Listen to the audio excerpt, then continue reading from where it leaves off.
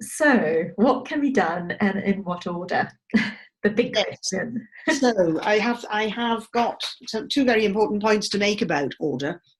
Um, and as I said, two very important points. And the first one is to talk about this concept of emotional regulation.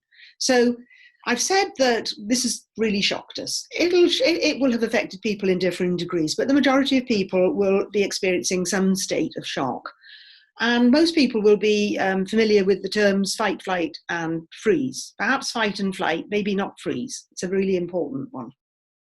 So when we talk about emotional regulation, we tend to think calm down. Yes. So when we're um, emotionally dysregulated, we tend to think of people being angry, anxious, frightened. Yeah, which is part of it.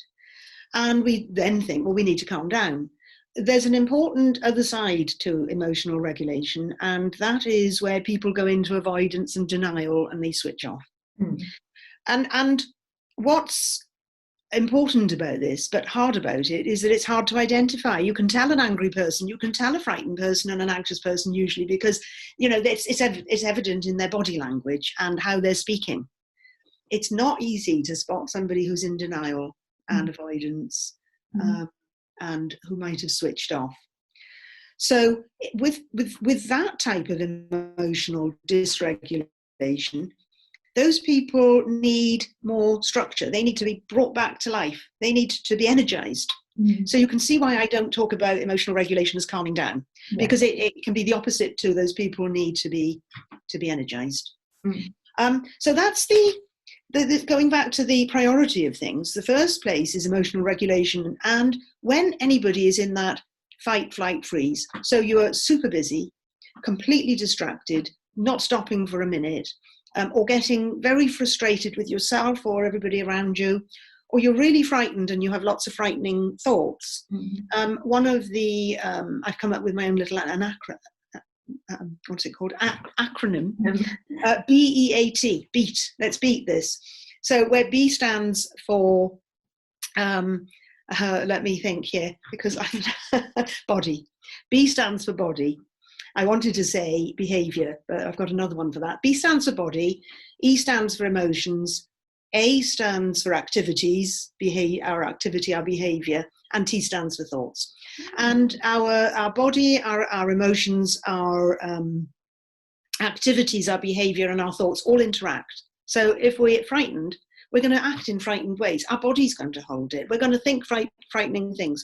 And I think that's very, very helpful, because in order to get this sense of control, we need to make sense of what's happening to us. Yeah. So when we can link things up, we become more integrated, we get that sense of control, and then we can go, right, now I understand that. Now I can do something about it. Now I can understand I'm in that emotionally regulated place. So when we're not in the emotionally regulated place, we can't think clearly. We don't connect to our bodies. We can't read ourselves well. We read other people badly. We misinterpret what our partner's saying, for example. And chaos ensues. And it's not good for any of us. So the first priority is that you can't make good decisions. You can't have good communication you can't tune into yourself, identify what's wrong. You can't communicate effectively with your partner. You can't listen to what they're saying well, unless you're in that place of calm, feeling safe and secure. So that's the first priority for me. Forget it. I say to my clients, if you're going in a spiral that's downwards, having a fight, the only thing you can do, easy to say, but the only thing you can do is stop it. And calm down or energize, whatever, depending on how people react.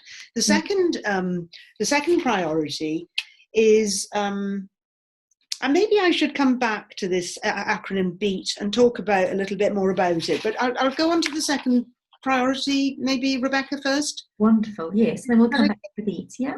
Yes, yeah, and the second priority is the importance of the adult relationship.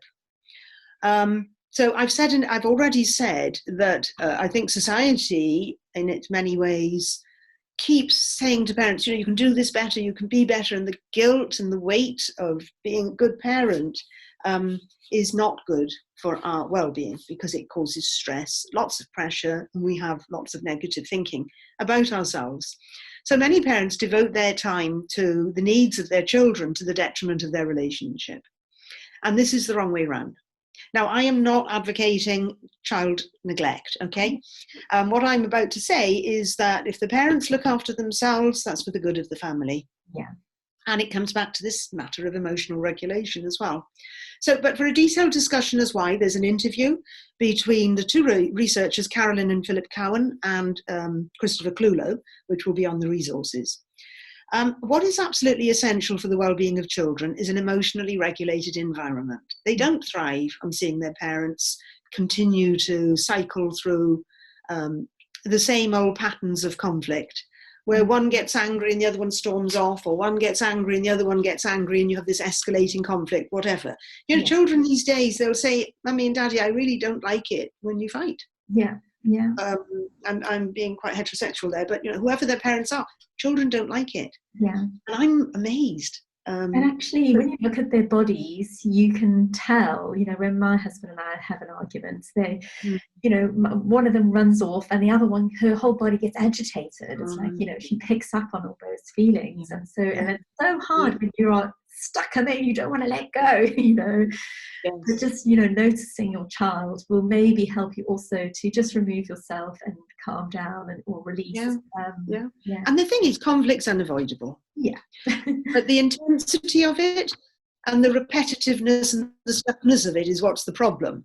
And what we know from research is that to have conflict, but to see it managed, conflict's essential, but it can be managed, and I'll talk more about that if we've got the time, is the repair. Yes. And if children see the parents repairing, they get this sense that conflict's okay, it's normal, and it can be repaired. And there is such a thing as apology, Yeah. So let me just see, going back to the parents' relationship, that it's essential for the well-being of the children. So parents really need to say, okay, it's all right if they have 15 minutes, half an hour watching the TV while my husband and I, my partner and I play a game, talk to each other, have a cup of tea, go and sit in the garden. Obviously you keep your children safe. Time just for them. And that's really good for the children to see too.